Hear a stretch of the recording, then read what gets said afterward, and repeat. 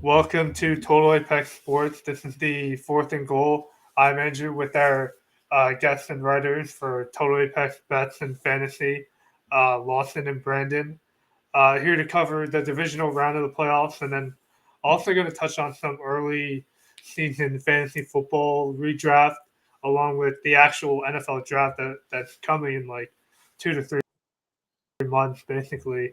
So yeah, let's just get right into it with the divisional round with the Saturday slate with the Texans at Chiefs. Lawson, I know you talked about this on the podcast the other day, but Brandon, what are your thoughts on the Chiefs Texans game?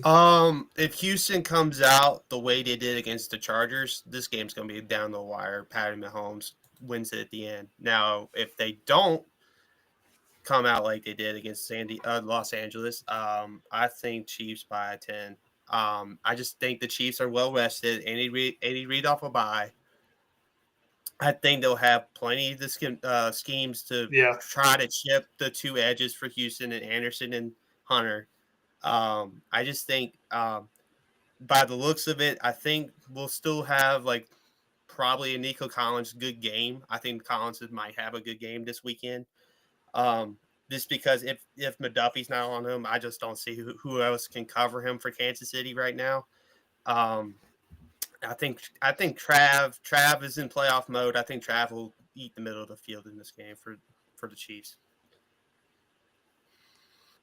yeah, it'll probably be a higher scoring game than last time. It won't be a one sided kind of like no show by the Mm. Texans. If that's the game where they suffer Tank Dell, they'll be more prepared. But in terms of like the Chiefs, I want the Texans to kind of pull one out, but they're probably the most unlikely out of all the underdogs Yeah, this they're week. they're going into Arrowhead. Arrowhead's always a tough place to play in January with the crowd noise and the temperature, especially this week with the temperatures being low all over the country. Um, yeah, I just don't see Stroud doing the impossible. I mean, I would like for Stroud too because it's good to see a young quarterback in the AFC Championship every once in a while, but I just don't think this is the year. Hmm. Yeah, in terms of like the Chiefs, I guess their offensive line's kind of been the weak other than their defense, a little bit of the suspect part of their offense, especially at left Mm-hmm. tackle. Lawson, do you see that Texan pass rush getting after Mahomes, or is it going to just be like he'll be relatively I mean, clean? for the most part, I think he'll be clean, considering that we just saw this matchup 3 weeks ago, and that was the Yeah, big thing. Oh, Mahomes gimpy ankle against this vaunted Houston Texans pass yeah, rush, that's true. and they sacked him once. And we Yeah. saw that opening drive him utilizing his legs, and he actually had his longest rushing touchdown of his career in the regular season, which is insane because coming off the week prior, going for it on fourth down, and he gets his ankle wrapped up in it. I want to talk about one thing specifically on offense. With Travis Kelce getting up there Yeah, in age, he is 300 yards and three receiving touchdowns from being the NFL's playoff leader in playoff yards and playoff touchdowns. That's Mm-hmm. he has oh not had a wow, postseason in which he has had less than 3 touchdowns. So with 3 receiving touchdowns, not saying in this game, just throughout this playoff run, 3 receiving touchdowns and 300 yards, he will tie Jerry Rice in postseason touchdowns, and he has a good chance to pass him in yards. Um, and we've seen Kelsey been subpar until the Chiefs needed him to be. We saw the following week after Rasheed Rice went down. What did he do against the Chargers? He was excellent in that game right after he got hurt. Mm-hmm. There is a certain aura that comes with Mahomes and Kelsey, and you and Brandon, you brought up Andy Reid's record off the bye. He's almost untouchable. You're giving him as an Andy Reid a second go at a team in 3 weeks, especially coming off of a bye. I think that yes, it will be close. The line's at 8.5, which is a lot to lay, but we saw this team win by 8, and I think that it could get out. I think it could get out of hand late. The Nico Collins X factor is important due to if they just say Trent McDuffie, just follow him one-on-one all day long, it could cause for some matchup issues, but ideally that's what you do. You stick your number one guy on him and just roll coverage everywhere else. Joe Mixon is questionable with an ankle and was limited in practice So that's yesterday. I you mean, bringing that mixing stuff up. That's yeah. not good. That's not if that happens. If he's out or limited, then Oh, that's the game to that's have. terrible That's when the because game to have is like Yeah. mhm. going to be easier. Yeah, I mean, even last time they when they played 3 weeks ago, Mixon he didn't play in the fourth quarter and he only had 57 yards rushing on 14 carries. So I don't know. I just think that you're giving Andy Reid a second chance at the game, even though they just played 3 weeks ago off a bye. I think that the Chiefs will roll. Right. And then before the show started, we were talking about the Commanders Lions, getting right into it. Mm, Yeah, I as much as like the same thing. Like I think Jane Daniels, that offense, it could get hot potentially. Against the more aggressive Lions defense that's been, they've been very good, obviously, but they can get greedy at times, and maybe the Jane Daniels could take advantage of that. But ultimately, I think the Lions just do it at home. mm-hmm, Yeah, where I'm at with this one, I think Washington is a sneaky cover here, especially at nine and Okay. a half, 9, depending on where you look at. Um, I think they can cover if they play like they did against Tampa Bay. Now, granted, I think Detroit will run the ball a lot better than Tampa Bay did in that game. mm-hmm, So if Yeah. Detroit has the ball for the majority of the time of possession, I just don't see how, because Washington will have to go that super aggressive route on fourth down. And Dan Campbell is going to go aggressive on fourth down. This is probably the best game of the weekend. mm-hmm, I like this game better than. I know everyone's hype about Ravens Bills on Sunday night, and it's going to be a great game. But I like this game a lot of in the NFC on Saturday night. Yeah. No one's thinking about this game being close, but this Commanders team, as an Eagles fan, has been giving me fits all year long, and I think they'll do the same with Detroit Lions. I think they'll mm-hmm. give them fits. I think it'll be down to the wire, and you know, I like I said, I think this Washington team could make some noise, and I think they've already made some noise. I just don't like them over Detroit. When Detroit's got rest, they've got Anzalone back. They got rest for Arnold to come back potentially. I just think Detroit's going to be reloaded once again. They got Montgomery coming back too. Yeah, I like Detroit too much in this game. Mm-hmm. Yeah, we got real quick, Lawson. We got Kat. She's a Washington fan. Yeah, Oh, I see. yeah. The only thing that is concerning is if both of them are gonna go for it so much, like if it's like fourth and short or whatever, like if they don't convert, like that could impact the Mm. overall total. Because I know the total was like 55 or It's 56. ridiculous. Yeah, I mean Like even in with indoors, yeah. with it being 55.5 in a playoff game, that shit's nuts. To like Is that the highest total in of the the weekend, or is that yeah, okay? Yeah. that is the highest, and then surprisingly Buffalo and Baltimore is at 51.5. Mhm. Overall, just in this game, there are things that Washington can do to kind of stifle a really dominant Detroit defense. Like, if they play as efficient as they did against Tampa, this game is going to be a one-score second half kind of game. Only slight issue is that, man, I'd love to see the Commander smack lines. That would be awesome.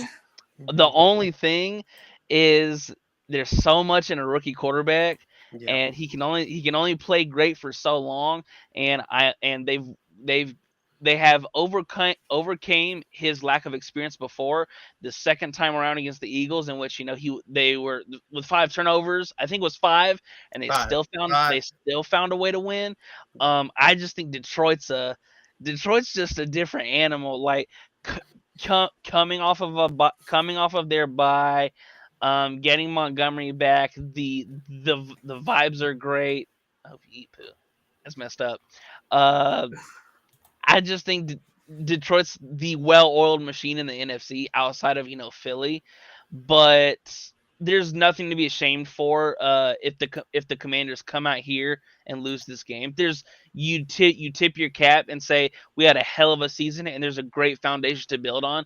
This if once again it's just like Denver and LA.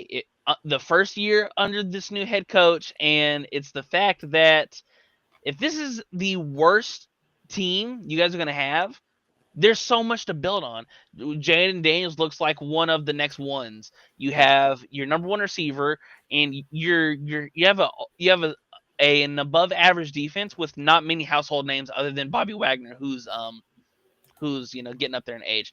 But yes, I think Washington comes out and loses this game. A very fun, exciting game, but I think Detroit just pulls away late in the second half.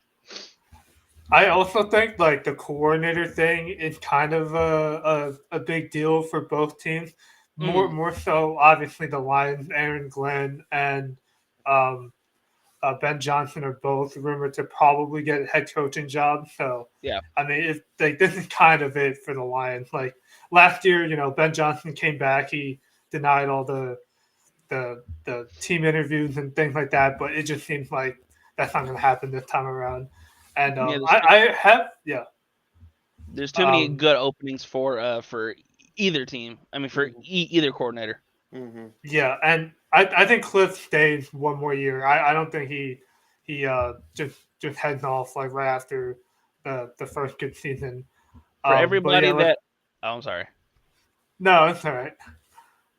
For everybody that's like, oh, Cliff's gonna get a job. Like, guys, we just saw Cliff be a head coach and it didn't work out great.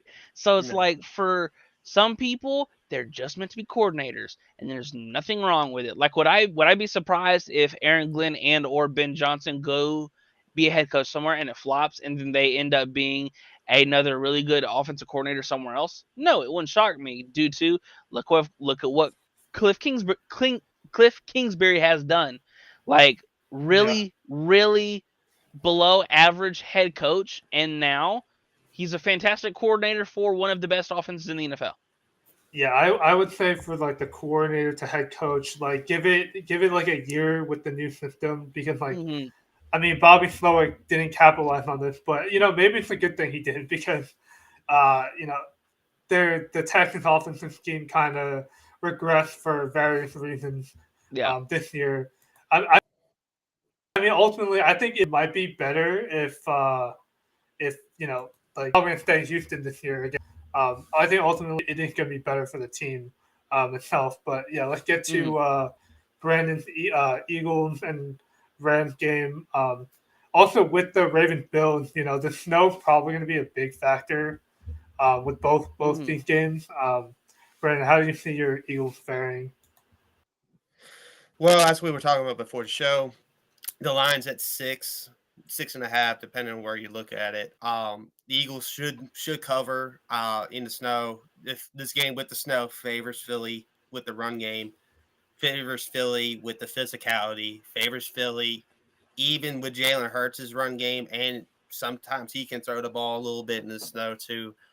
It just depends on how they come out, the mentality. As we were talking about Yeah, just previously with Ben Johnson and Eric Glenn, it's come out today that Kellen Moore is going to interview for the Dallas job tomorrow morning. So is his mindset going to be focused?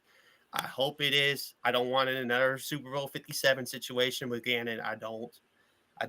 Please, Kellen, just make sure your game plan's all good. Have it ready for this Rams team first and foremost before tomorrow morning, and then get back to it after you get the interview done. Um, right. which Kellen Moore being the Dallas Cowboys head coach is intriguing because he was already there Mm-hmm. for some people.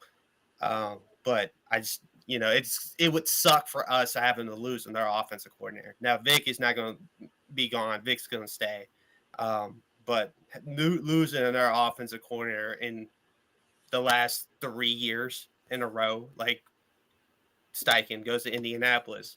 The Mhm. Brian Johnson thing, because of the collapse, he's, named the scapegoat of that situation. And now we bring Kellen Moore in, how he could potentially be a head coach either in Jacksonville or Dallas. That's rough. But we'll see how Jalen's still been fine even through that all of that. But on to this game itself. If Saquon can do half of what he did in LA, Eagles by 10 plus. Mhm. I kind of want that kind of game in the snow so we can have another Shady McCoy kind of moment in the snow. Oh yeah, That'd that'd be be fun. cool.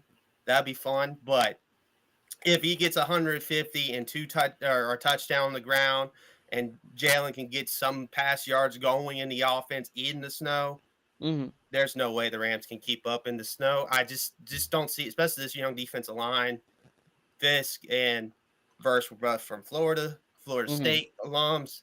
So they've been used to the warm all their careers. That now they were an ACC play, so they had to travel up and down the coast a little bit in December, but not as much as they have lately in the dome in LA. Puka Nakul was out west for most of his career at BYU. So he was kind of in the cold a little bit there too, but at the same time, it's not as cold in November than January Philadelphia football. So I digress. Eagles, I say the Eagles by 10 by 7 at least. I could see it by 10.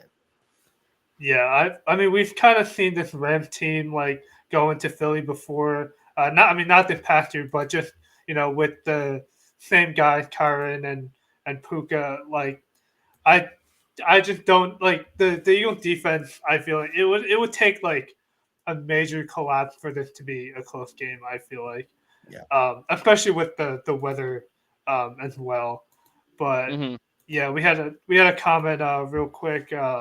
Ren said the AFC South has more wins this postseason than the NFC North and AFC West. Well, I mean, two of those teams had buys, so I don't know if that's like a big thing. I mean, we'll see after That's this not week. fair. Yeah. Yeah, Let's that see. Let's see. Kansas City should get the win this week. Mhm. right. And Detroit. And So Detroit should get the win.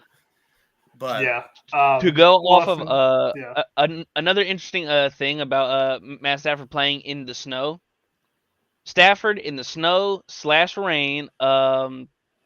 He has a record of 1-8, 54.6% completion percentage, and 11 interceptions to go along with a 76 passer rating. So not ideal for Stafford, Yeah. who came from Detroit, can get Mhm. cold. However, Detroit dome.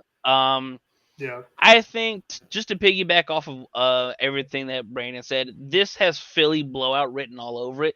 Do I expect Saquon Barkley to go for 300 from scrimmage again? Absolutely not. No. However, I expected just another Saquon game. Kellen Moore has been wildly impressive this season because what do we say when Kellen was in Dallas? He's a pass happy guy. He's a real pass happy guy. He enjoys to air the rock out. However, he's come to Philly. He's leaned a lot into the running game.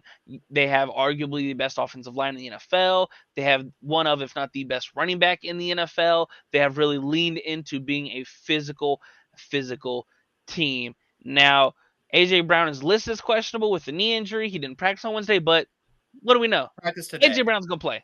He Yeah. practiced today, so he's good. Yeah, AJ's good. he's gonna play. And maybe if he brings another book to the sideline to read, I think that it will route, and do I expect him to catch more than one pass for 10 yards? Yeah. Do I expect him to Yes. do what he Yeah. did in LA? I think it was 6 for 107 and a touchdown. No, but Probably not. No. yeah, probably not. I do still think that Jalen Hurts and this Eagles offense really dominates a up and down Rams defense. Now, the Rams defense has been good over the past month and a half, but I don't think that this Rams offense has put out enough good football. Like even with the wild card round, they got their offense. They left a lot to be desired. The story was the defensive was a lot of the defensive looks and the formations and the unique blitzes that they were sending. Mm-hmm. Mm-hmm. I'm gonna have a bold prediction for this game too. For the I for love the it. Let's hear it. Jeremiah Trotter Jr. Big game, has at least one sack, and we see the Axeman celebration. That'd be awesome. We see that Axeman celebration In the snow, that'd be in the fire. snow. That's my In bold the snow. prediction. Right now, they're saying Oren Burks is going to get the most opportunities, but Vic Mm. Fangio had a lot of confidence in Jeremiah Trotter Jr. He said this might be the time we unleash him. And I kind of see them rotating those linebackers in and out for series. And I think Jeremiah Trotter Jr. is going to make a name for himself in this game against the Rams for enough so he can be the starter for Nakobe Dean going forward. Yeah, that's Yeah. such a massive injury because he is so explosive. Yes, he is. Yes, he is. Right. Yeah, going to the other potential snow game. I think it was kind of mixed. It was either going to be snow the night before, or it might be a little bit during the game. But Mm. for now, I mean, either way, it's going to be freezing cold, like regardless. But yeah, for the Ravens at Bills game, it's weird to say that the Bills are the underdog in this, but the Ravens offense, if they can establish bully ball early, like it is, I don't know how it's stoppable. If I'm being quite honest, Yeah. Unless there's obviously turnovers and fumbles or like a pick six or something and also like this team did play Buffalo a few months ago Mm. with the worst defense, and Mm-hmm. they still They beat the held. brakes off of him. Right, that I can't shake that. Like I get the Bills defense. Matt Milano wasn't there, Teron Johnson, but Hmm. like I don't know. Josh was also banged up with his hand injury Yeah, that it was in the season. Yeah. yeah. But I guess if you're taking one underdog, it will probably be the Bills, just because they're at home and they're Yeah. obviously the best underdog team out of the few we have. Hmm. But yeah. What else, Lawson, do you have for this game? If Zay Flowers does not play, he did not practice on Wednesday. Now I haven't checked to see if he practiced today. Yeah, If I don't think he will. does not play in this game, I think that that's a big loss. You didn't need him to practice against Pittsburgh. That was clear when you rushed for 299. Um, I just think that this is the Bills' time. I think that to go off of your point, if Baltimore establishes bully ball early, because they are one of the most bully ball teams in the league. When you have Lamar and Derrick Henry in the backfield, it is hell trying to cover just one of them, much less both of them. Now, I do think Sean McDermott, because he saw this team Yeah, yeah. physically bully them now it was in Baltimore, and I want to say it was 37-10 if I'm not mistaken. Yeah, it was And that the big of a score. and the first Derrick Henry carry was out of the pistol, and he goes 83 yards, just like that. Right. I think that Sean McDermott, he's a fantastic defensive head coach. I think that he's going to give Lamar a couple other unique packages and formations to look at, because we saw Buffalo. Oh, you got something, Brandon? Zay Flowers did not practice. He Yeah. did not practice. Yeah, Wow. I don't think So he's gonna play. if he doesn't, that is such a big loss, because now they don't have to worry about a deep threat or another thing that Zay Flowers dominates. He dominates the receiver screen game so Yeah. awesomely, considering the fact that you guys have such a good offensive line that knows, okay, we know here to pull here. Tyler Linderbaum is one of the best centers in the NFL. They can really just essentially stack the box against like Rashad Bateman, good receiver, doesn't really scare me. Zay Flowers he was their first. Correct me if I was wrong. He was their first Pro Bowl or All Pro receiver in franchise history this year, Yeah, Pro Bowl. Pro which Bowl. is it's a fantastic accomplishment for Zay Flowers. It just sucks that if they lose, his season is over now. To go to the Buffalo side of it, Josh Allen is the outside of Lamar, and maybe he is so damn explosive when his first two reads aren't open and he says, screw this, I'm just going to take off with it. The most dangerous play in the NFL to me is a Josh Allen scramble. We saw at home against Kansas City, game on the line, 4th and 3 to essentially ice it. What'd they do? Josh Allen, can you go get us these 3 yards using your legs? He is a powerful runner. He's 6'5". What do we give him? 240? 245. Yeah, 240. He's just a big dude, and he has a cannon of an arm that is built for this weather. Coming from Wyoming, he knows, and playing in Buffalo, he knows how to play in these really cold weather games. I saw that kickoff supposed to be at 14 degrees and it's going to feel like -3. I don't know about you guys, but that is blanking cold. It's really cold, and there could be snow. And I understand Baltimore plays in Baltimore, and it can get really cold there. But there's just like how there's different levels to hot, there's different levels to everything. There's different levels to cold, and there's the difference between being chilly and frigid cold. I just expect Buffalo to come out here and win a really close game. And another thing, unless it is a Chiefs Bills 2021 divisional round, whoever loses this game, they're gonna get killed. Right. Yeah. I was gonna say That's that. the funny thing. That's the funny thing out of all of this. You have 2 MVP candidates, and the loser of this is probably going to get killed. Yeah, this is basically the media narrative Super Bowl because like the one advantage I will give the Bills and Josh Allen obviously is like they destroyed the Chiefs earlier this season. So I mean, if anything, like Baltimore's defense is going to still have to. They can't regress back. The one weak link that's been a weak link all year is Brandon Stevens. So I just hope that you brought him up for many right. episodes. Yeah. The thing interesting. is, yeah. Let me hear it. Yeah, the interesting thing with the Bills offense is that like James Cook will probably have enough receiving work to make an impact, and not Teron Johnson, Ty Johnson, out of the backfield. But yeah, this offense so spread out. Like other than Shakir, like you can't really hone in on one guy. It's more of just like whoever wants to catch Josh Allen's passes, basically.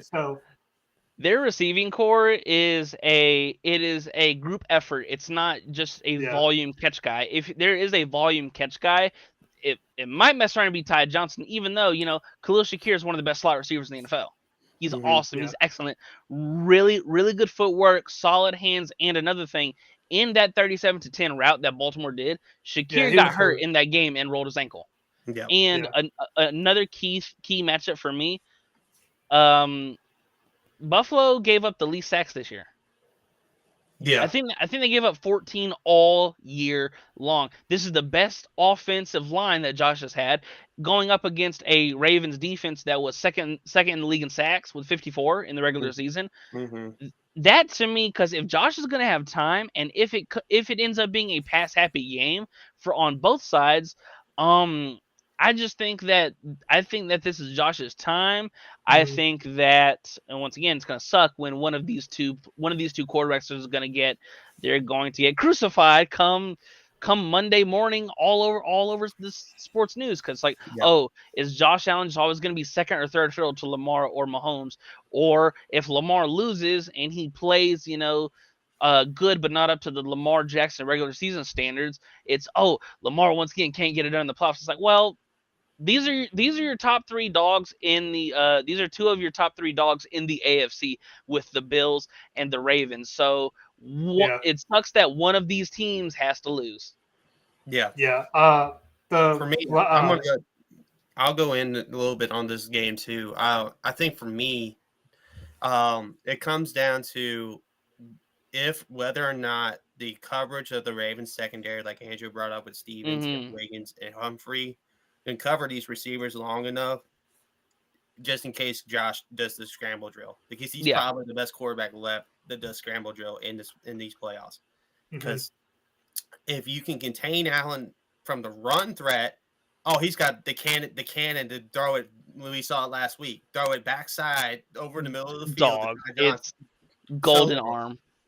So long, and that's the thing. If they cannot contain the scramble drill aspect of the Buffalo Bills offense, yes, Buffalo will cover.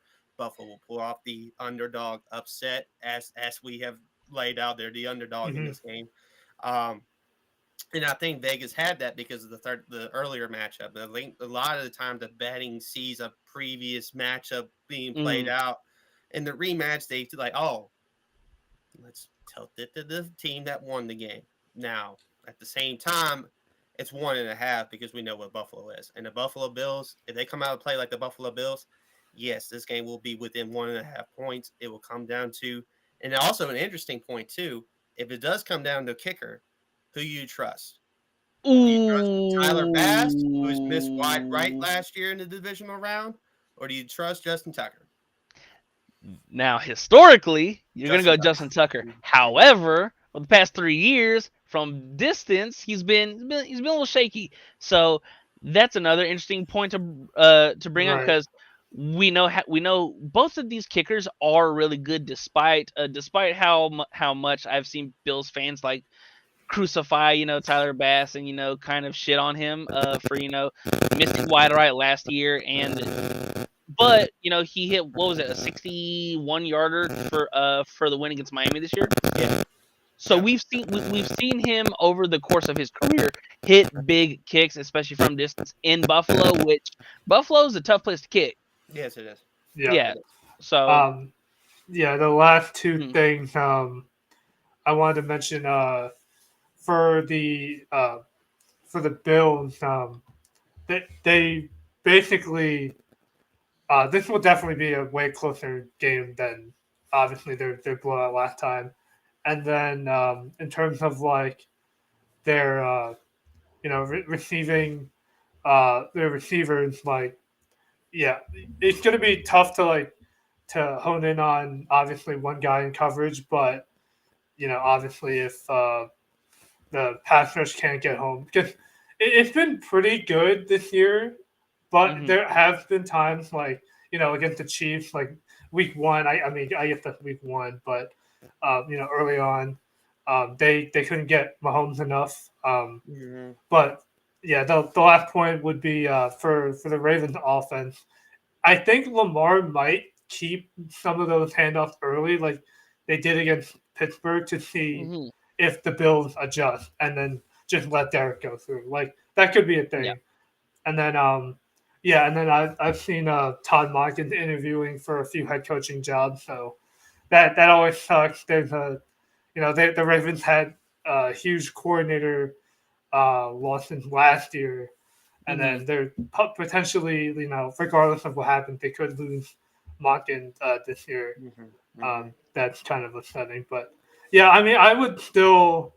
I mean, I kind of just have to go with the Ravens, but Well, they're your team. We get it. That's your team. That's your team. Yeah, we get it. Ain't no shame in your game. I get it. Right now I'm favoring Baltimore. Yeah. But I can definitely see it's Baltimore such a winning. coin flip game. Yeah, it's such like a coin flip game. Yeah, it's like the ESPN predictor. It's like 50-50. Yeah, it's literally like right down the middle.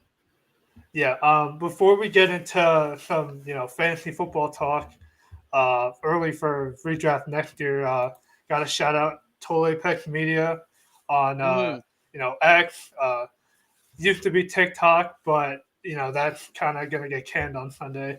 Obviously YouTube, Instagram, and Twitch, and follow our work on fantasy bets and sports. We have Brandon got NBA content, and we still have playoff coverage going on for bets and daily fantasy. But yeah, let's get into some of the fantasy football talk.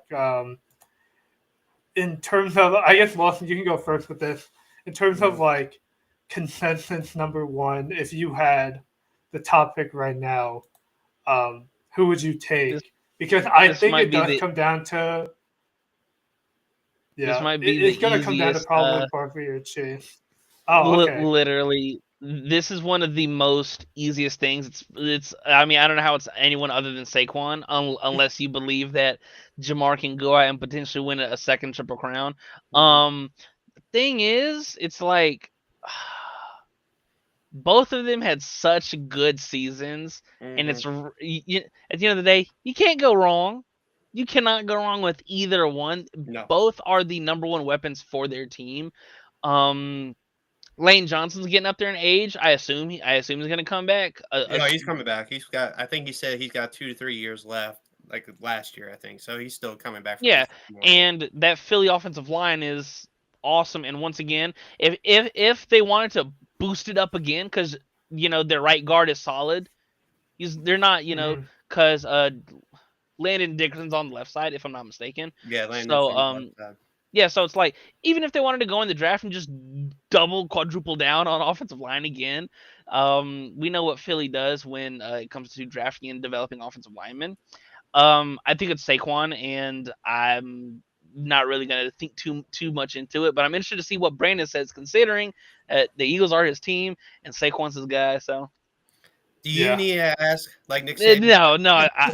Do you need me to ask? I didn't, but I wanted just to to do that. it. I wanted to do that. Yeah. It's Saquon. It's Yeah. Saquon. Yeah.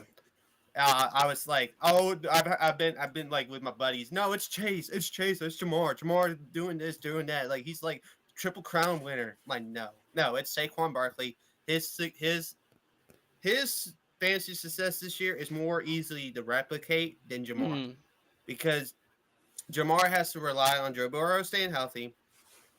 Them getting over them not having T. Higgins probably, because I think T. Higgins, if he's more healthy, takes away from Jamar, and his triple crowd stats for worthy of being number 1 pick. Now, definitely he's the number 2 pick. Don't get me twisted. Don't get it twisted. Jamar is the number 2 pick in fantasy football for 2025, but he's not number 1, especially if Saquon stays healthy. Pray to the Lords that he stays healthy. He doesn't get the Madden cover because I don't want Saquon to Right. get the Madden. I think there's two. Yeah, I think there's two contingent things that could happen the offseason that will. I mean, the safest thing is Saquon because even with the tush pushes, he still had the best season for fantasy running back this year. Yeah. But for Chase, if Higgins leaves, I don't think he's gonna leave. But if he gets, I think they're bringing back Higgins, even if it's on the franchise tag again. I think they're bringing him back. Right.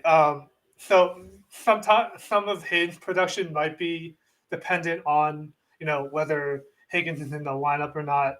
I will throw out another name that's kind of interesting. I know they have Jefferson and Lamb here, but I feel like with the QB situation for both, as of now, I would say for both, I would throw in Bijan in there because he was him and probably Gibbs. They were the they were excellent. Right. It's like that floor of 20, like 15 to 20 was that could have probably won you a title, like alone. Like I obviously not the massive games like Saquon had, but yeah. And like for your Bijan thing, their offensive line is really sneaky good too. Like that, like they have a really good run blocking scheme, especially with Penix and dude. Like Penix has mobility, which could I wouldn't be surprised if they mixed in some read options next season. Another interesting thing, just looking off this list, you look at your volume guys. Like, am I the only one surprised that Malik Neighbors is 10? Like, I would expect him to. I would expect him to be a little bit higher, right? I think so. I think if they can get the quarterback right, I think he's higher, or at least semi decent. Because we saw this year with Drew Lock and Tommy DeVito at quarterback for most of your season, he was still averaging 7-8 targets a game, and we know how explosive he can be after the catch. We know how explosive he can be in the screen game and things like that. Very secure hands, really fast, good runs good routes. If they can get a half decent quarterback, I would not be surprised to see him go in the upper half of the top 10. Yeah, that's where I'm at with Neighbors. Nacua, you can also mention Nacua ahead of Lamb and Jefferson potentially because we know Stafford's going to be there regardless. So that's another name ahead. They're potentially ahead of Jefferson, and I think Dak will be back unless the Cowboys get kind of crazy and hire Dion. and go hire Dion and then go get Shador. The But less also, Dak has no could trade possibly clause. happen. Mm-hmm. So that's another cog that could go into it. Another name that's really interesting, Brian Thomas. Yeah, that's good. With Trevor Lawrence Yeah, coming I was back, gonna. Yeah, he's a freak of nature. He is. 6'4", 220, electric, good hands. He's awesome. Yeah. right. Yeah. Like, I actually have this in my home redraft league. I have the I'm gonna get the first pick, and I did the worst this year for the first time. Mm-hmm. However, like actually, like this back half. Well, we say this on paper, but man, you can just load up on maybe one of the running backs, or just double up on receiver. Yeah. Yeah, in terms of like Jefferson was good this year. I just felt like even if Darnold's back with JJ McCarthy, there's just so much. There's a lot of uncertainty with that. Yeah, the turnaround's going to be interesting considering that. Okay, if they bring Sam Darnold back, number one, what's the number? Number two, they have another really good receiver across from him, which could take away targets. We know how good T.J. Hawkinson is and Aaron Jones is, especially out of the backfield. Mm-hmm. And then conversely, if they start JJ McCarthy, JJ looks solid in the preseason, but once again, will he just from a fantasy perspective, will he just say, okay, Yeah. first read, JJ, that's it? Mm-hmm. Mm-hmm. Right, because we did see with the Vikings, even with Darnold, like at times when they defenses put attention on to Jefferson, like Darnold was fine throwing to Addison Yeah. and Hawkinson. So that kind of took away a few of the bigger potential fantasy outputs this year. I guess the last thing for fantasy wise, because this is a lot of stuff can change, and Yeah.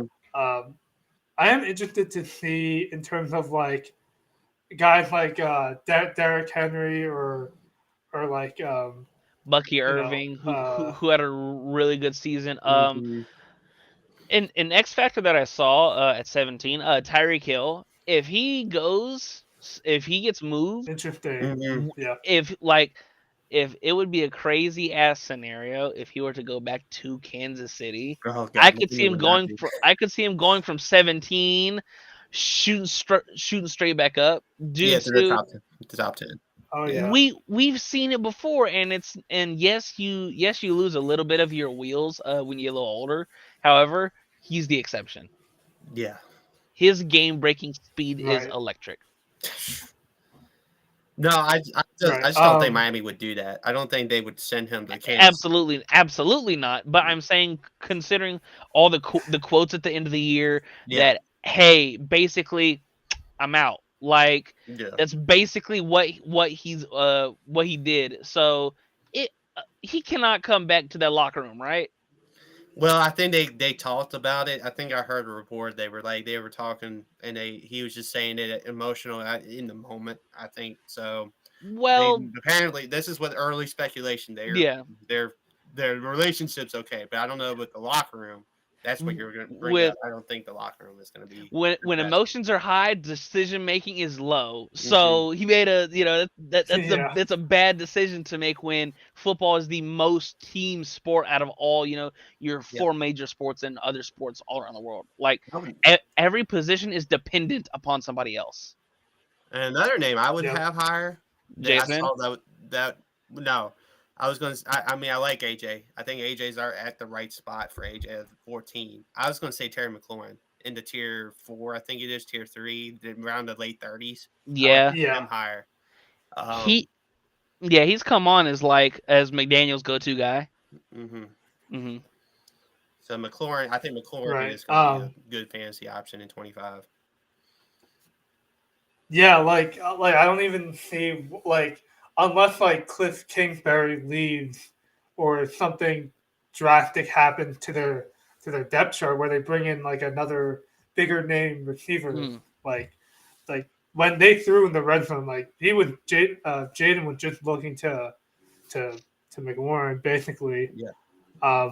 And then the last thing was with the resurgence of like the top QBs, and then obviously you got your Brock Bauer and Trey McBride, like top tight ends. Mhm.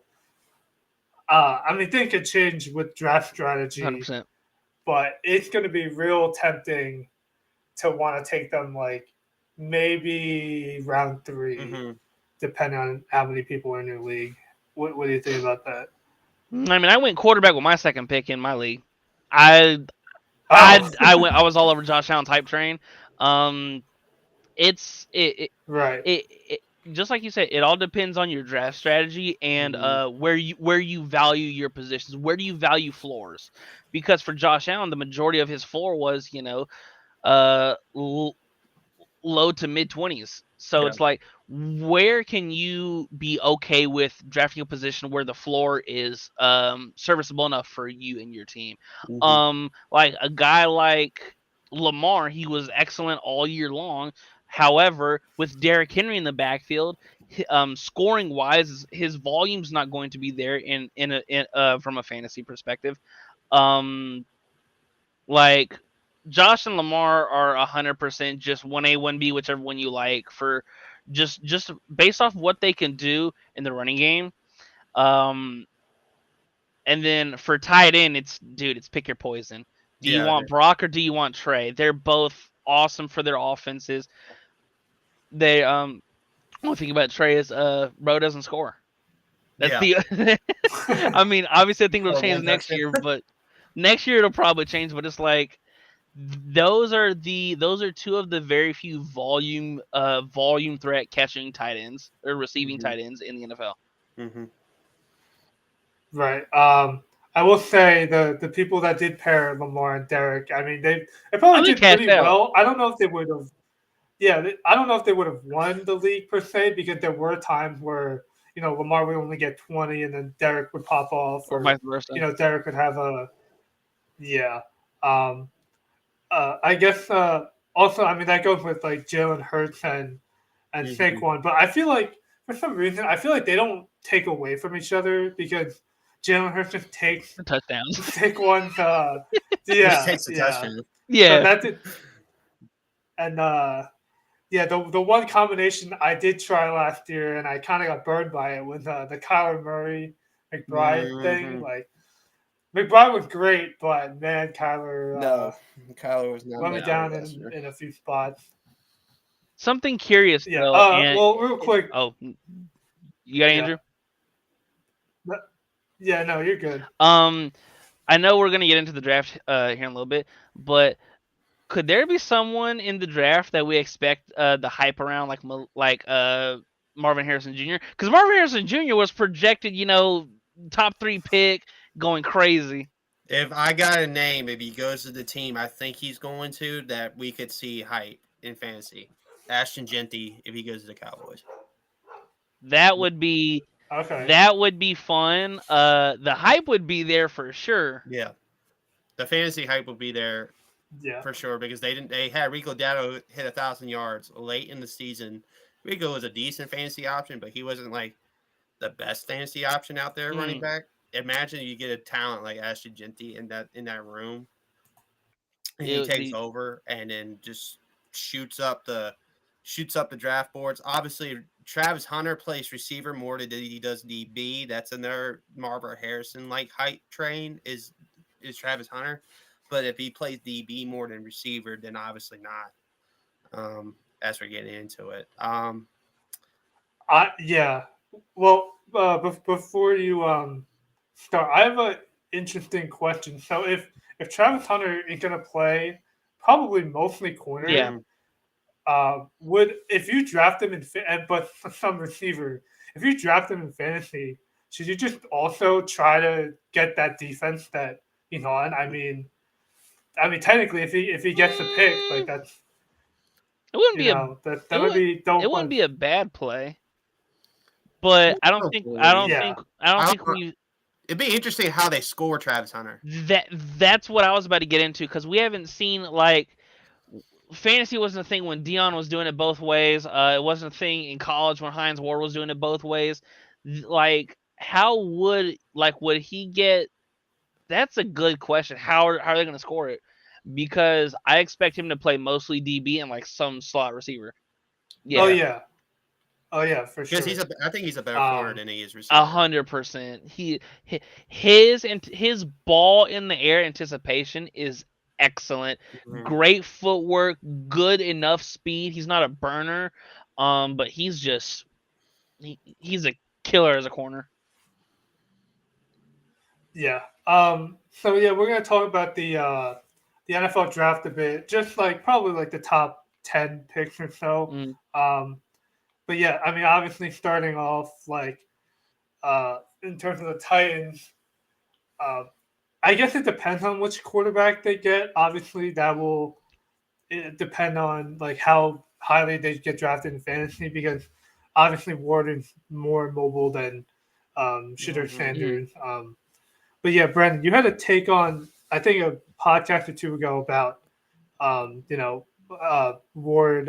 What do you think So about him? Ward's obviously the best QB in this class. For me, I like Okay. Cam Ward a lot. He went to multiple different offenses. He was at Washington State. He was at Miami, obviously. Cam Ward's been doing it a while. It's not that I don't like the Shedeur Sanders, but for me, Cam Ward is more close to what the NFL body that you want, or not the body, but the body of work with the arm strength. He can make throws off platform. He can make throws with anticipation. Shedeur has had a problem if he doesn't see it right away with his offensive line at Colorado, especially we saw in the bowl game. He took that sack, got him out of field goal range, and they missed the field goal early in that bowl game, and it went south from there. So Shedeur is more likely to make the terrible holding the ball play. But for me, Cam Ward was probably the best quarterback in college football, other than Dylan Gabriel this year for me. And as you look at it, for me, I think Cam Ward is the number one quarterback in this class, unless Tennessee finds something in Shedeur Sanders or one of these other guys like Dylan Gabriel has a great pro day, or Quinn Ewers has a great pro day, or Milrow.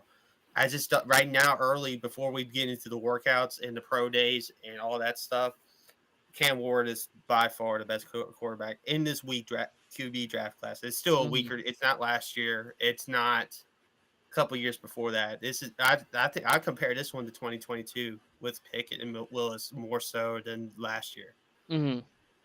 For me, because even though, but Willis, like we knew what Willis had the arm. I think Willis compares to Ward, and then Pickett compares to Sanders. I think Sanders is a better quarterback than Kenny Pickett, but I think those are the two comparisons there at the QB spot, and a bunch of other guys that are more like system guys, development, long term projects, and Gabriel, Milrow, Ewers, and so forth. Yeah. Assuming, all right, let's just say, the Titans take Cam Ward. Lost in terms of the Browns, they're in an interesting spot because I think they're no with man's land. Deshaun Watson injury, they have a potential. Right, they have a potential like chance to just get the guy like, like without not having to do the Jameis Winston, Joe Flacco. Not that we're bad; they're obviously good for fantasy, but in terms of like winning games, but, Yeah. yeah. I mean, would they potentially take Sanders here? It's so tough because the thing we didn't talk about is it's the Dion factor, because Dion's already said there's been a couple teams that he will not let Shedeur go to. I assume Cleveland is one of them. I think Cleveland is because you look historically, they're a poorly run franchise. They haven't had a what was the last good quarterback that they had? Baker, and even then Baker in Cleveland, he to his detriment, he went out and was a warrior and fell on the sword and played hurt, and it cost him his spot there. It seemed. Mhm. But even before that's like you have decent weapons. I could honestly see them throwing. I think they could be the team that just messes up the whole draft and goes like Abdul Carter #2. You pair him and Miles Garrett. You go Okay. him and Miles Garrett together. That's a dominant 1-2 punch. Yeah. Not saying that there's anything wrong with, oh, we're going to go quarterback. It's just, it's not, to me, it's not a good enough quarterback class to, if you have so much money already tied into quarterbacks, Mhm. like Deshaun Watson, even though it got restructured, it is still a hell of a contract to Mhm. eat. Mhm. Um, any way you look at it, it's just too much money. And then you're going to pair him with. I understand it's a rookie contract, but that's still a lot of money for a first round pick that is going to be playing. And then when Deshaun is healthy, then that's another giant question. What do you do? Yeah. And next year's quarterback class is Yeah. better. Yeah, it is a lot better So next year. so it Mhm. it essentially it doesn't hurt in drafting Abdul, trying to get Miles Garrett to stay, and then saying, all right, guys, well, even if we suck again next year's a better class, and I understand you guys might be getting fed up, but there's a I mean, I've said this for podcasts. If you're top three pick, you're not a quarterback away, so just trade and get a bunch of stuff. Mhm. But Yeah. but Yeah. assuming we're keeping the picks, if I was Cleveland, I'd go Abdul Carter, and I wouldn't think twice about it. Mhm. Right. Because like for like just like position wise, like sure Travis, he would help out at corner, but and receiver, but they're kind of a team that doesn't need those two things. They're Like Yeah. just I would they're a say tweener those team. two are yeah, right. Um, but yeah, Brandon with the Giants. Oh gosh. Now this is I didn't interesting know we were because doing this. I love I this. feel like yeah, I feel like it has to come down to either. I think you're gonna go with Travis, but they're also they need QB Yeah. so badly. Um, I think. but yeah, what are your thoughts I on? think the Giants. I think if we were trading the picks, I would trade. I would. Yeah, This is the spot for the Giants to trade this pick to go Hmm. down in the draft with somebody that's more desperate for a quarterback than they are. If they sign a QB in free Like agency, Vegas. yeah, yeah, yes, I was thinking yeah. Vegas. If Vegas is more, if this is Vegas is the team I see Shador going to in this draft class. And the Hmm. only way for Vegas to really do it is trade with either Cleveland or New York. But Unless he's gonna be there after 5 picks, which yeah, once again you're not in other teams' draft rooms. no. But Right. I mean, I but for yeah, me, I think oh, go ahead, also Andrew. My like fault. My fault. you're fine. I think also the Raiders kind of have to push on this Deion Sanders thing Yeah. because like it's only really going to make sense if Dion actually can coach the Yeah. team. I Yeah. feel like if it's like Ben Johnson, I'm not sure if Yeah. I'm not sure if they that want to do it. ultimately. But the Brady factor, like Shador's trained with Brady Yeah, before, so the Hmm. Brady factor might get involved in that per se, that decision process. But for me, if the Giants stay at 3, I would have took Carter. Um, I would have took Abdul Carter. But However, since Lawson jumped the gun there, I'm gonna go Mason Graham from Michigan. that's a real oh that's a wow, really good pick considering when we were all doing season predictions and stuff like that. I was like, New York has a hell of a D line when healthy. Yeah. You have Thibodeau, sexy Dexter Lawrence, and then you have Brian Burns. And then Mhm. if you double down on that, because when you look statistically, they were a top 5 pass defense in the NFL. So Mhm. you're going to double down on a D line that's already really talented. Yeah. That'd be a really sneaky pick. I think he's an excellent player.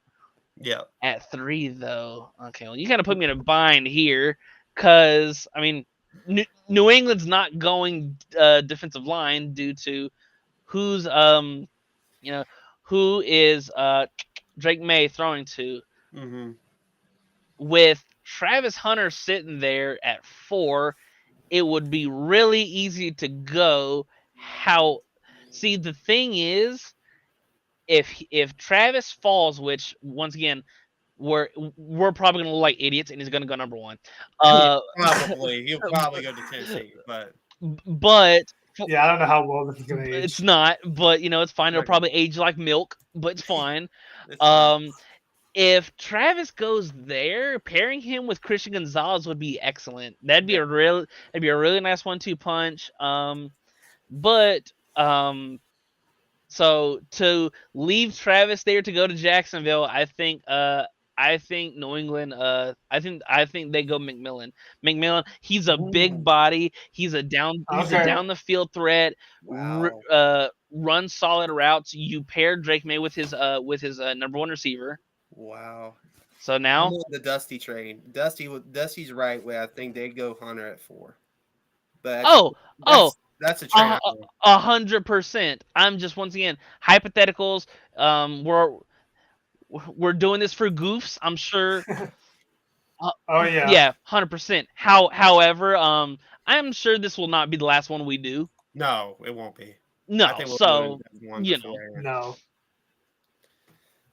Yeah. But yeah, in terms of like, it is interesting, Brandon, that you made that Giants pick, because like, I just saw that secondary just get torched. Oh yeah. I mean, I know they have Deontay Banks, but man. Well, yeah. I know my Giant friends are not going to. that's doubling down in your strength. It's doubling down your strength, but I was also, if I didn't take Graham, I was going to give them Will Johnson, the Michigan corner. Fantastic corner. Okay. I would give them Will Johnson. Yeah, I mean, regardless, it was going to be like a defensive player. But yeah, Abdul Carter, if it was available, maybe makes sense. But at the same time, like they just got Brian Bird. They have Thibodeau unless they trade him. Mm. I mean, I haven't heard anything about that specifically, but he wasn't the most. I mean, he was hurt most of the year, but he wasn't, touted, or like he didn't live up to the hype as the first rounder from his rookie year. But yeah, I guess if if Travis This is Hunter your is easy in spot. Jacksonville, yeah, this is kind of a no-brainer. Yeah, like, just because like they kind of need both. I feel like literally because at times literally. Yeah. Well, go ahead. In terms of just when you think about it, a lot of their receivers got hurt, and their pass defense was god awful. It was terrible. You kind of feel two holes with one player, So we saw them pay for Christian Kirk. We saw them just last offseason go out and get Gabe Davis, and both of those players were hurt. And I expect them to say, okay, well, Trevor, here's another weapon, and we have a really good corner to try and help you. And they had I cannot remember his name to save my life, and it's bad, but they had a really nice rookie corner this year who didn't allow a touchdown all year long. I cannot. His name's just slipping right past me. Yeah, it wasn't Tyson Campbell, the guy next to him, right? Yeah. Mm-hmm. I cannot. His name is just slipping me. Dusty thinks that corner's not a DB. He's a DB. Dusty doesn't know what the fuck he's talking about. Interesting. Dusty, Hunter, they're both great DBs. I like Will Johnson a lot. I agree with Dusty in that sense. He's a great DB for me, but I think Hunter will be the pick, but based on the two-way factor. It's like, Johnson, but Travis Hunter's a number 1 DB in this league, and he has the size, the range, the ball skills, the footwork, the technique. He's been coached by the best DB ever. Yeah, so, yeah, I would say if he has one of the best DBs coaching him, like, come on now, come on. I will say, was his DB I think it does. It is going to depend on potentially like the head. We did now, Austin. We did now. That's We funny. almost got the Yeah, boss here. That's funny. Yeah, I think the cornerback maybe you were thinking about Lawson was a Jarian Jones or like DeAndre Prince, somebody. I don't know, some guy. Yeah. Anyway, it is gonna depend on I feel like what the Jags do with Trent Baalke because he's still the GM, but I feel like if a head coach had his way and got there, he could just take over and draft a guy. Um, True, Dusty. yeah, He Will did have Johnson. his Marvin Harrison Not Jr. many can. Not many can. Will Johnson did. Will Right. Johnson did. That's what I'm saying. Not many can. And he was one of the ones. Yeah. Yeah, it'll be close either way. I think for this Raiders pick, it might just by default have to be Shador, just Yeah. because like the way we have it right now, it's just Shador's- Right. Shadur, assuming Shadur falls to 6, there's no point in him not going to Vegas. An interesting name, and just thinking about it due to how Brandon was talking about, the NFL, how the NFL is looking to, use more mobile quarterbacks with, really big arms. I would not be Dusty, shut up. I would not be surprised at all if someone falls in love with Jalen Milroe and he's the quarterback that picks up steam. interesting. Yeah. I wouldn't be surprised. Now, granted, his decision making is up and down. He doesn't really see the middle of the field too well. However, just the upside of if they can coach him, he could be a more explosive Justin Fields 2.0 with who's more explosive on the ground. The Jets, they're another team that's just in hell. They're in purgatory. Yeah. Yeah. I could see. If we're going the Jets route, I think Tackle. I'm going to go Will Campbell. That's the pick. Yeah. From LSU. That's the pick. That's the easy pick for the Jets. Strong left tackle, whether Rodgers comes back or not. You have your tackle for the next 8-12 years, depending upon how long he plays, and assuming he can stay healthy. This is probably where I would have had Mason Graham, you prick. But Will Johnson, this is an easy pick. It's Will Johnson. You pair him with J.C. Horn. It's not a real talented team. Real quick, before we get to the same pick, I want to say in the hypothetical, let's just say the Raiders get a bridge quarterback and then they still pick at 6 before the Jets. If they could have been a team that could have used a Will Johnson corner. I feel like they could have. The quarterback. They could have. Would the Jets entertain the fact to take Shador at 7 if he's still there? I would be gobsmacked, and it would be so funny. If the Jets draft quarterback in this draft, Rodgers would be done. shocked. Rodgers done. He's done, but I don't think the Jets draft quarterback. I think they go with either later day 2 quarterback, like a Ewers or a Milroe or somebody like that. I was gonna say, I mean, they drafted who's the Florida State quarterback that broke his leg? No comment. No comment. Is a comment. Jordan Travis. Yeah, I was gonna say they drafted him in the 6th, 5th round last year. Yeah. So. Yeah. So that whole QB thing that's for the Jets is up in the air. But I mean, even though they took Olu Fashanu, you really can't draft enough offensive line. I mean, for the Saints, this is kind of an interesting spot. This is a sneaky Murrow spot if he gets traction. Yeah, because the Saints don't really have an answer at QB right now. I mean, they don't. They have, just they got 2 project guys, and whatever's left of Derek Carr. But the pick I'm going with is Jack Sawyer. I'm going Jack. Oh my God, that would be such a good pick. I'm gonna go Jack Sawyer. That's such a good pick. I would do that in a heartbeat right now. That is a Saints pick for sure. That is such a good pick. He I mean, assuming Chase Young's motor can continue to run high, that's such a good pairing. Yeah. Get him in that I will line say, and they'll you know, cause some havoc for years. Mm-hmm. So yeah, that's a very prototypical Saints pick. Like I feel like they always draft O line or D line. mhm. You know, if Kamara wasn't there, or if they didn't restructure a contract, you know, Gianti with the Saints, or Yeah, just a little sneaky spot. you know, potentially, if I've heard a lot of buzz about Tyler Warren, if he gets like Bauer's buzz, Yeah. Oh, I mean, I feel like they've yeah. had That's He's what I want. Andrew, do not put that out in the universe too much. That's who I want the Eagles to get. Okay. we got Dallas Goedert. Y'all are fine. Let Tyler Warren fall a little bit lower. All right. I want, well, we wow, welcome our, he's here. main man in the building.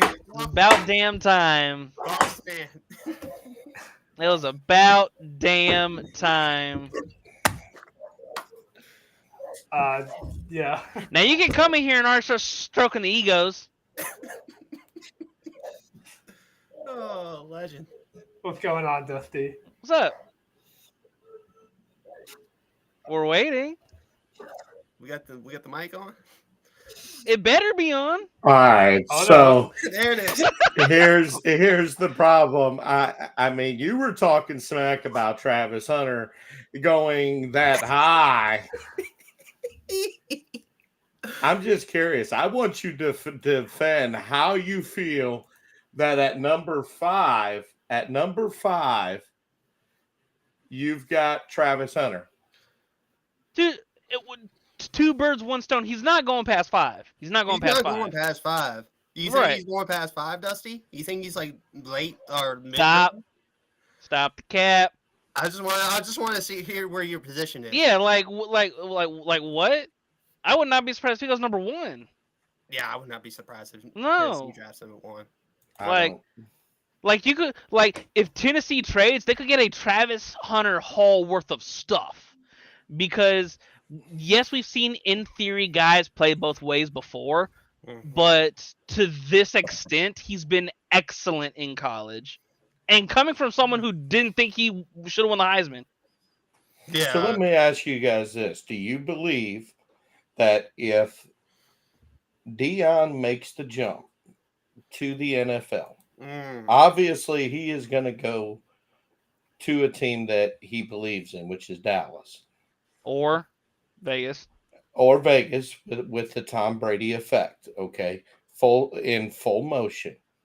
Now, there's rumors stating that if one of the conditions of Deion taking the job in Dallas is that they would trade Dak Prescott to Tennessee in order to secure the number 1 overall, and he would bring his boy Shedeur into Dallas. Continue. My thing is on that is it just may be me, but I don't see Shedeur being as successful in the NFL as most people do. It is a way faster game, and it's not like, I mean, everybody, I think people are getting hung up on that last name. But if you look at what he's done in college, really, I mean, it wasn't, I mean, in my opinion, if I'm an NFL owner, I prefer Dylan Gabriel over Shedeur. That's where I'm at, too. I'm kind of like, out of the 3, Dylan Gabriel's the best NFL-ready quarterback. Yeah, his good arm, his touch is there. He's poised in the pocket. The only thing that could throw a cog in what you were talking about is Dak Prescott has no trade clause, so Dak has final say, assuming wherever he gets traded. And if they were to just cut bait, well, it's $140 million of dead cap over the next 2 years, no matter how they split it up. So there's no clean way of getting rid of Dak for your hypothetical. There's no just okay, we're going to trade Dak for pennies on the dollar and just to dump him somewhere. He has final say as to wherever he wants to go. And if I'm Dak, I'm not going to Tennessee. I will sit right here and collect my bag and throw to CD Lamb until I retire. Now, if that is the case, then well, obviously, I'm happy with what you guys have done so far. When it comes to that number 9 pick, I think that I like the Jack Sawyer pick, but another name that you guys need to keep an eye on here is Malachi Starks. Yeah, he's That excellent. was another one I was thinking of. I think that secondary. I think that secondary is where they really, really struggle the most. The Yeah. defensive line with Cam Jordan, granted they're aged or whatever. I don't think that the defensive line or even some of that linebacker group, it is that, and Malachi Starks is a big boy, so he could easily be a DB or a safety in the NFL. So that's one of the things that people need to look at when they see a safety next to a name. They're either going to play safety or DB. They're getting a double-edged sword when it comes to that position. So I think that that's a toss-up. I love the Jack Sawyer call because he's sort of that dog, but historically, and again, I'm not against the Buckeyes, but the last good white linebacker edge rusher that came out of Ohio State was A.J. Hawk. So you're discounting the different Bosa linebackers. Boys. You're discounting the Bosa boys? The Bosa that is in San Fran has had some very good years, but the other Bosa, he's been injury plagued. Yeah, I can see that. I can see that. I was gonna say, assuming he would have been there, I had Starks going to Miami. Down to 13. Yeah, assuming none of you other goobers would have picked him elsewhere. You also got to look at the trade options here too, because you got to remember that Miami could be moving up with Tyreek Hill solidifying that he's done in Miami. I don't want to be here. We talked about it a little bit. I think for me, I think Miami will go Burden before Starks if he's there. I think Burden is the perfect spot for Miami. Yeah, once again, it all just depends on, because once again, we haven't talked about who's trading what. There hasn't been any trades for any draft picks or whatever. So, assuming the picks are where they are right now, for Chicago, you take the left tackle out of Texas. Banks. Yeah, I think you're right there. I think you. Yep. Yeah, Banks. There he is, right there. Yeah. Yep, big Calvin Banks. Yep. Yeah, they should have went all linemen last year and look. Now I'm curious of what you guys have to say about San Fran, because I've got something in my mind. If Jack Sawyer wasn't there, I had him falling there. But once again, prick, took my guy. I think either I think either he goes to Ronton here. I think that Kyle Shanahan's going to go big defensive lineman here. Yeah, big boy. Nick Scorton or Jalen Moore. They're both fantastic. It's I mean, there's really no pick, and then he'll that be one here. right there. You don't even have to. Dallas, I'm taking Genty. That's Genty all day. I think if Genty is there, he is going to Dallas. He's a hometown Dallas. Once again, if you were asking me, I don't think you draft running backs in the first round and a half. I think you have to when you consider what he almost did, and the last person to do what he almost did became an NFL legend. I think, in my opinion, that Genty is a generational running back talent. I think he has that combination of speed and size. He has that ability to go right up the gut. He has those big tree trunk legs, and I think he's able to push the pile if need be. And it is an absolute need. But now we all know Jerry's world, okay? So don't be surprised if he goes with a Jalen Walker linebacker out of Georgia here. Yeah, that'd be Just that- saying. Yeah, that's true. I mean, the thing for Genty for me is like at 5'8", you can get 75, 80% of what Genty has been in college in like the 4th, 5th round. And it's been like that for years. For until this year, running back was why is everyone devaluing the running back position? And then you look this year, Barkley goes for 2K, Derrick Henry's revitalized, 1900. and he had 1900. yeah, so it's like, I don't know. It's just it's really tough for. I understand the gravitas, and Jerry is about putting butts in seats, and Genty with the star would be crazy next to him and Dak and CD, and that would be his modern day triplets. Would be. Yeah. Now, Yeah. when it comes to this Dolphins pick, I'm going to throw a screwball in here, and I am going to give them who I believe is probably one of, and some are going to say, man, you're giving him up high, but I think he's the best route runner. I think he's had a more established college career. I think I know where you're going with this. I'm going to Mecca Ibuka. I knew that's where you were going with it. Yeah. That's I love Emeka Ibuka going to Miami. You've got the speed, you've got the size. He is one of the fastest wide receivers coming out this year. And I think that is a spot where Miami is like, we're going to lose Tyreek. We need to bring somebody in. Yeah. And they did a good job defensively last year in free agency. I mean, the year before they brought in Bradley Chubb, then they brought in a bunch of others. I know they lost Christian Wilkinson and all these other names, but they also did bring in quite a bit. Yeah. Actually, I have a hot take for the Dolphins. If he's available in the 2nd round, they should take Dylan Gabriel because, you got the lefty quarterback. You don't have to change the line.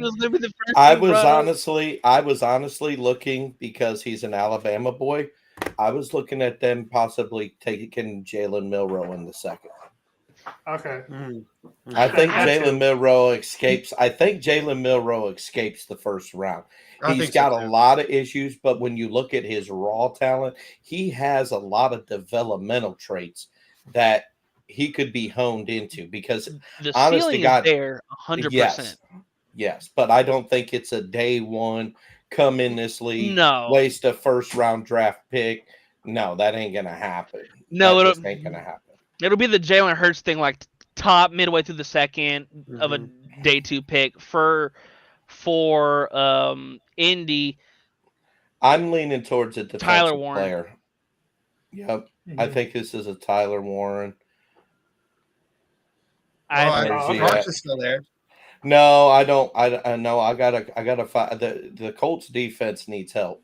If Malachi Starks is there, you take Malachi Starks. You take Malachi Starks and add beef on that secondary. Yeah, that's what I'm saying. I can see that.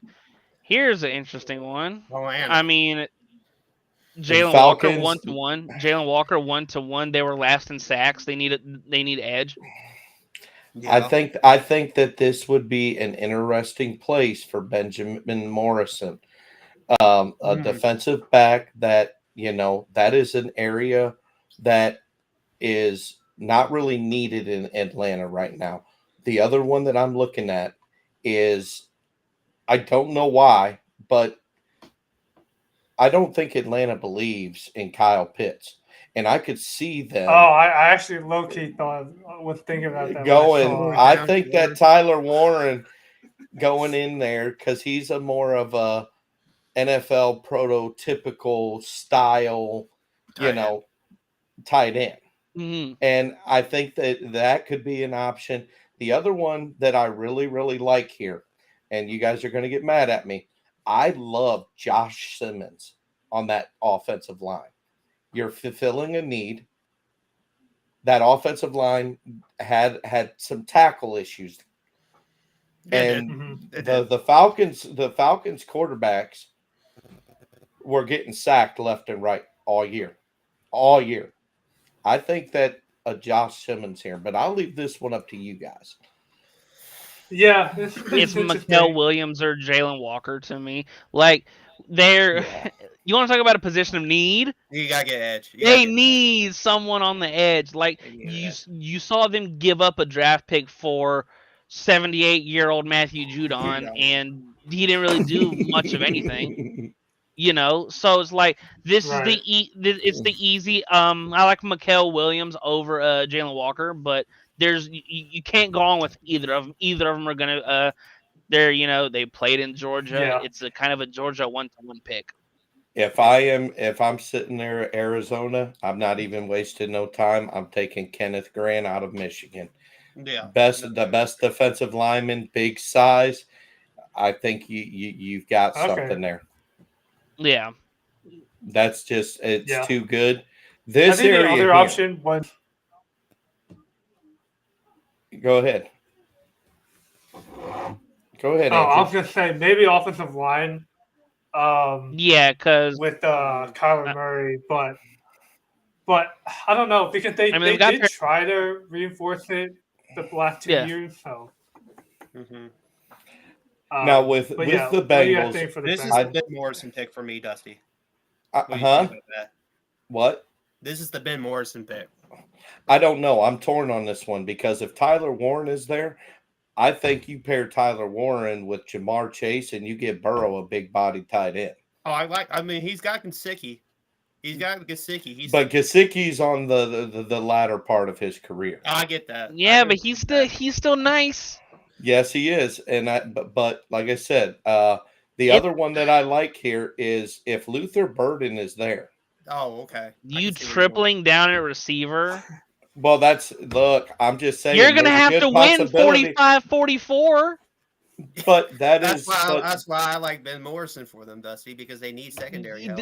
Yeah, they do. Like you saw this year, if they had half a DB, maybe they get the 7 seed. I'll give you guys Ben Morrison. I think that pick is there. Yeah.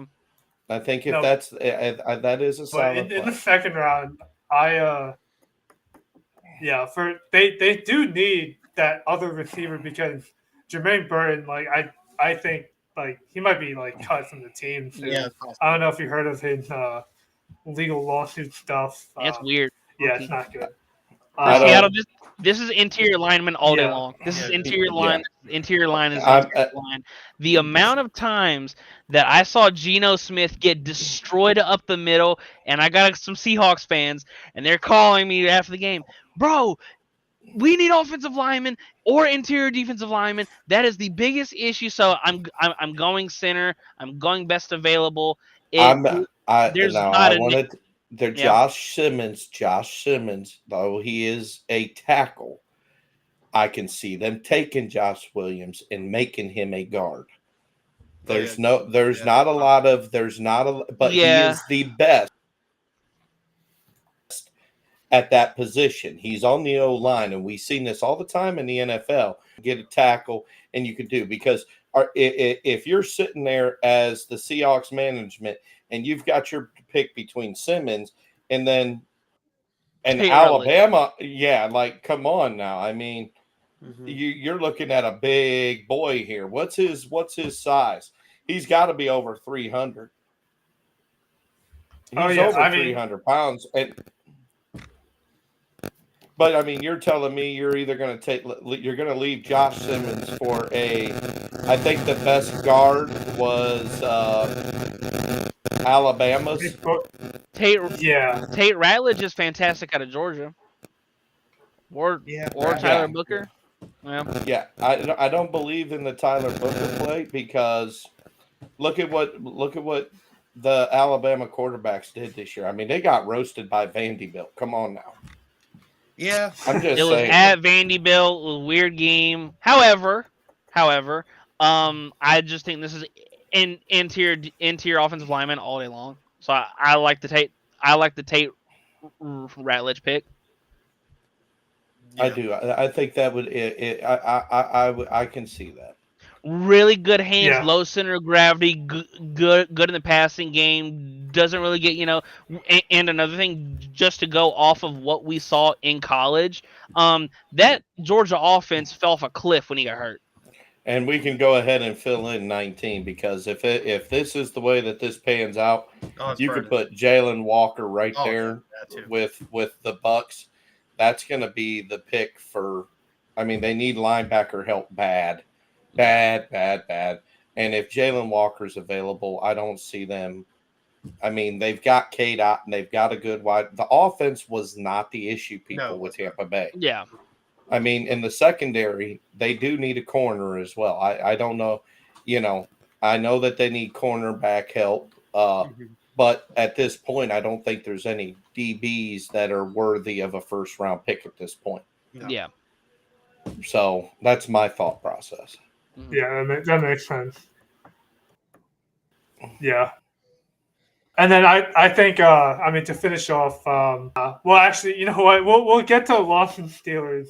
I gotta let him get his one pick in, I guess.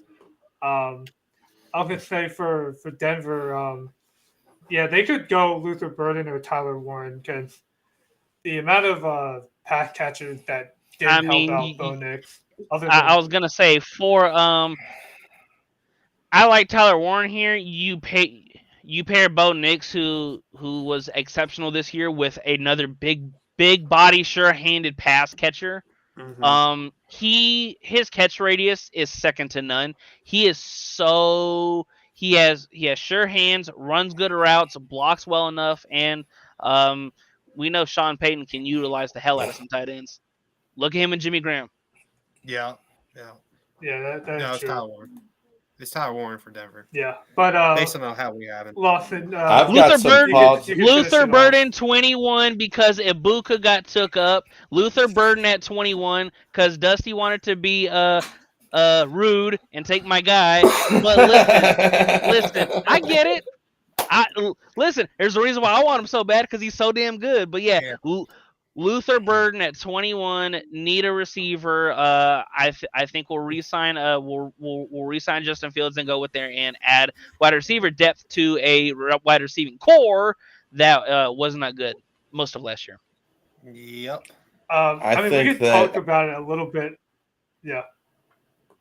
I think that this is where you see Mr. Jim Harbaugh go on ahead and take his boy that he recruited, and I'm going to make a shock pick here. Loveland? Give me Colston Loveland going to San Diego or to LA. Yeah. I'm just saying that is shocker, but that's I mean, it's so tough because that's a really nice pick for value wise there for a position of need. However, for me, who's their running back? Everyone's free agents. So unless you're gonna, Hampton would probably have been a good pick there too. Hampton or Singleton for me, but once again, you really can't go wrong at 22 because they have at the college. Huh? Both Penn State running backs are back in they're returning. Yeah, both of them are. Both of them are back in Happy Valley. And I got to say something. I want to give Jim Harbaugh some credit here because he revived J.K. Dobbins' career. Oh, he was a beast in Baltimore going against him, and then he tears his knee up. Yep, and I think that, and when you look at, I don't know why the needs for Green Bay are wide receiver, because I think it was they've got wide receiver. No, but I'm saying the real need is DB. Yes, we need DB help. We need DB. So we're taking the best.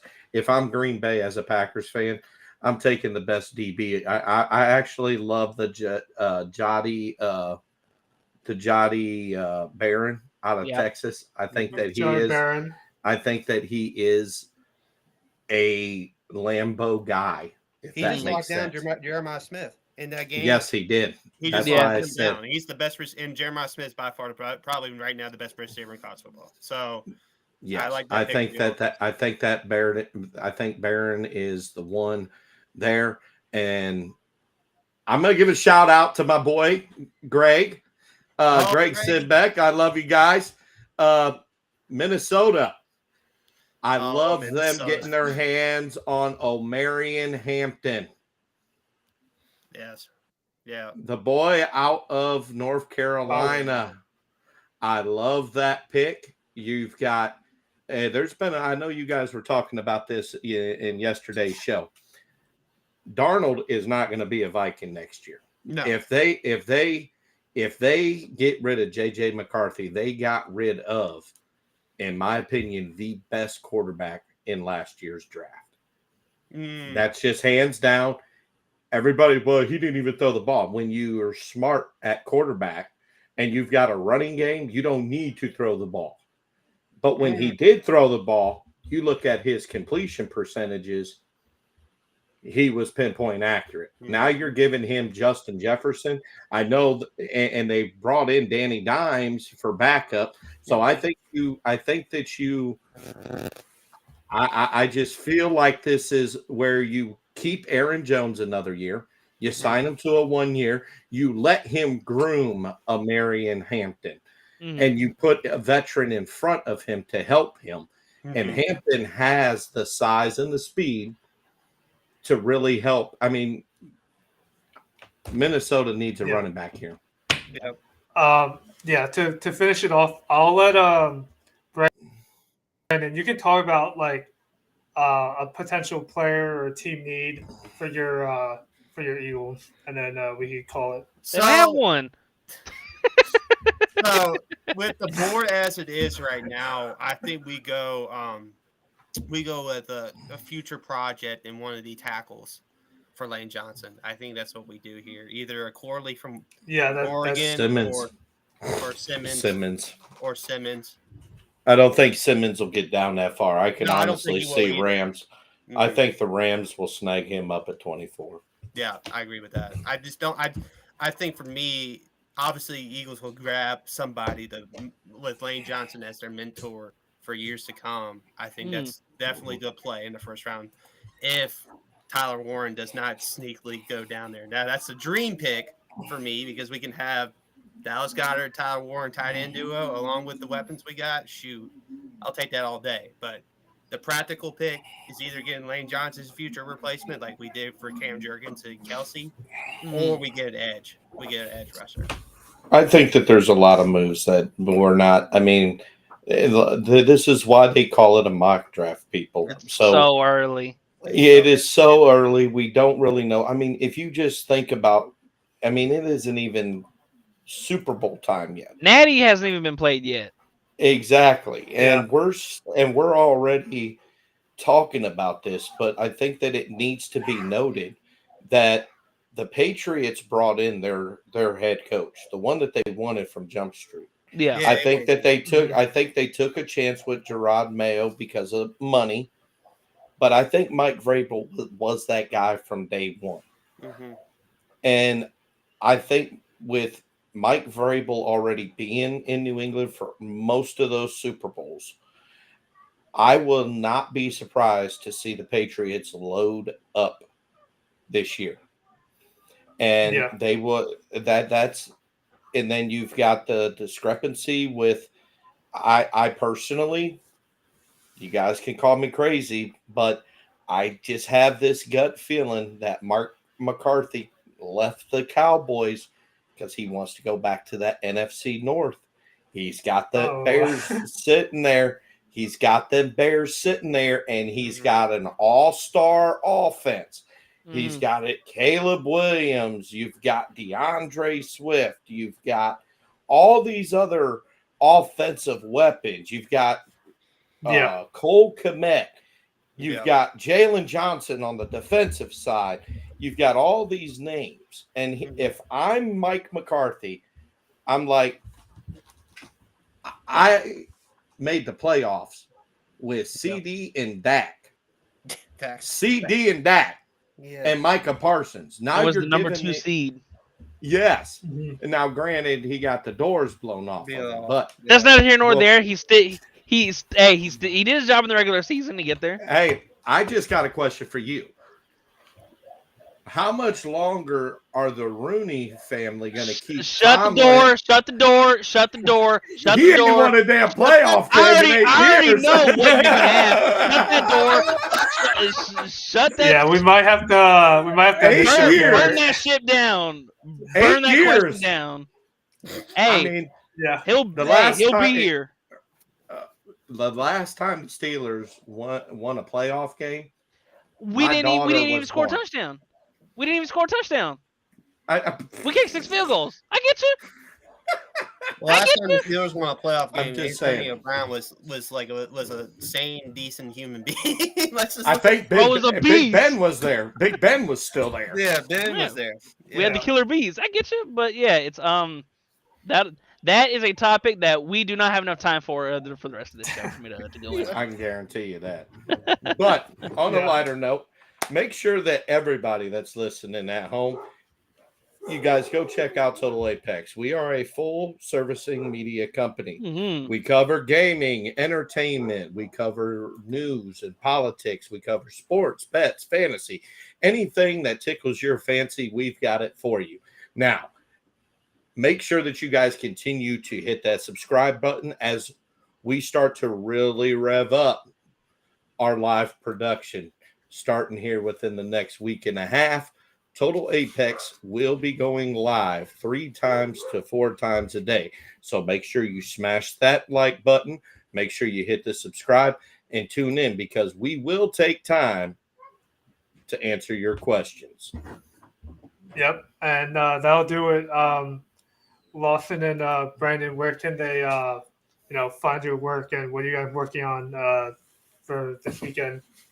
I don't know how many times I gotta say it. If y'all like free money, go check out Total Apex Bets. I say it at the end of every show. We finish the regular season with a 62.62 winning percentage. That is excellent. Now through the playoffs, the first round, we kind of got the doors blew off of us, but weird weekend, weird things happen.